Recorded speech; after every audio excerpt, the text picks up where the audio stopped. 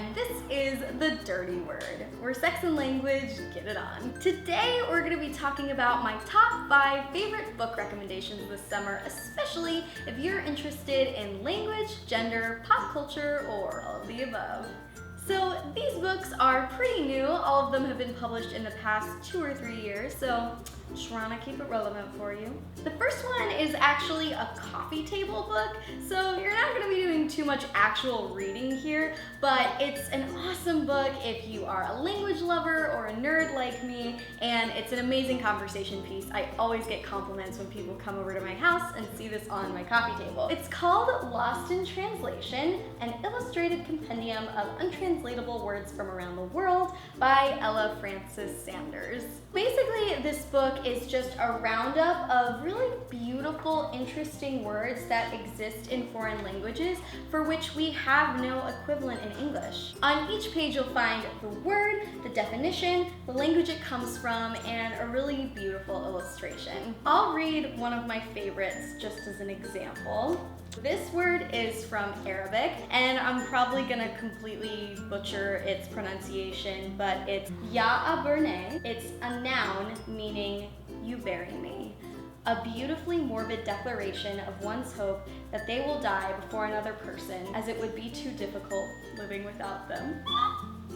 So beautiful. This book is full of words like that. It's really fun to flip through and just a great addition to your coffee table library, if you will. My next book recommendation is a book of essays. This is called Men Explain Things to Me by Rebecca Solnit. You might recognize the title essay in this book. It actually inspired the slang term mansplaining, which probably sounds familiar. Rebecca Solnit didn't make up the word mansplaining, but it was inspired by this title essay. The essay talks about an experience that she had once where she went to a party, met a man for the first time, they got into conversation, and he started talking to her about this amazing new book that he just read. He was talking about how complex the subject matter was, going on and on, implying that she had no idea what she was talking about, she couldn't possibly understand the book, and he wouldn't let her get a word in edgewise until the very end of this long explanation when she finally told him,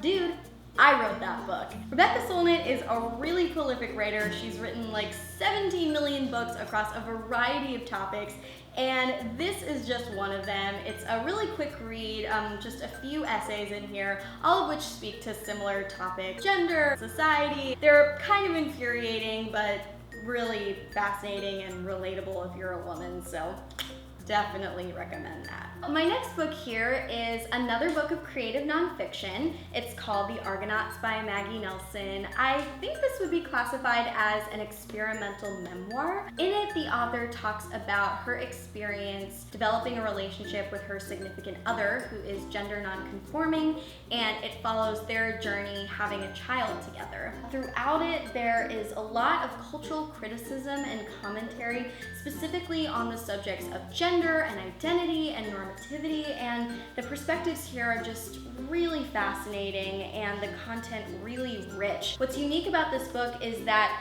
in it she quotes a lot of people, but every time she does, she weaves the quote organically into her own text and then sneaks the name of whoever spoke the quote into the margins. So you get a really rich book here full of different people's perspectives without any of the clunkiness of like quotations and things like that. So I thought that was really creative. If you're interested in gender or memoirs or just really interesting cultural perspectives told in an intellectual way, I really recommend this book. It's also worth noting that I never annotate books when I read them. I never underline things or highlight them. I kind of just burn right through them, especially if I'm super into the book. But there are so many lines in this book that are so beautiful and interesting and unique that I kind of just had to underline them. Let's see if I can find a good one to read to you guys. Here's a unique gem. Maggie Nelson says, and I quote, "Genitalia of all stripes are often slimy and pendulous and repulsive. That's part of their charm."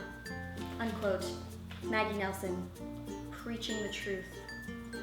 So the next book I have here is a novel. I lost the book jacket somewhere along the way, so it looks a little sad, but this is The First Bad Man by Miranda July, who's an artist and a writer and one of my personal heroes. This was her first ever novel. How do I even describe this book? It centers on this protagonist who's a middle-aged woman named Cheryl, who's kind of odd and eccentric. She has some OCD tendencies. She's single, she lives alone. She has this giant crush on this man that she works with named Philip.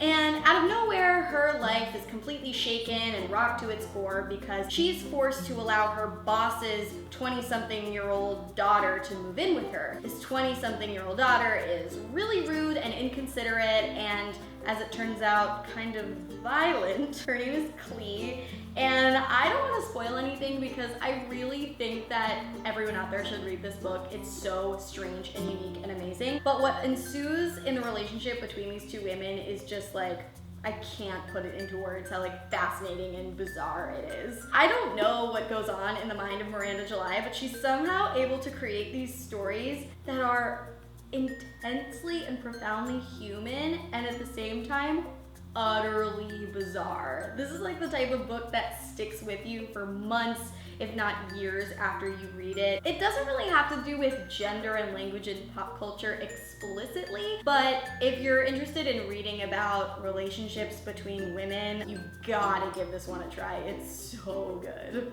And the last book I'm going to recommend is something you've probably seen around the town, maybe at a Barnes & Noble or an airport. This is the first novel from an author named Emma Cline. It's everywhere right now. It's a bestseller and brand new. It's a book of fiction that's based on the Manson family. It's fiction, but there are a lot of very close parallels. What's fascinating about this book is that instead of focusing on the charismatic sociopathic cult leader, like a lot of books about cults do, instead it focuses on the relationships of the girls in the cult. How they influence each other, how they indoctrinate each other, how they kind of fall in love with each other in a way. The main character and narrator is this 14-year-old girl who kind of gets involved with the cult that the book talks about. She just absolutely falls for this woman, this 19-year-old who's in the cult, and the book is mostly about their relationship, and it's just such a fascinating perspective on this topic. If you're interested in gender and pop culture specifically, you've got to read this one.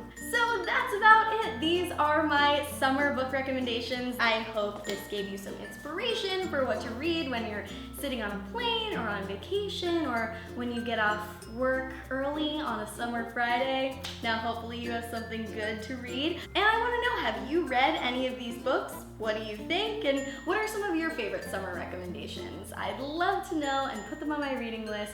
So leave me a comment. And remember, stay dirty.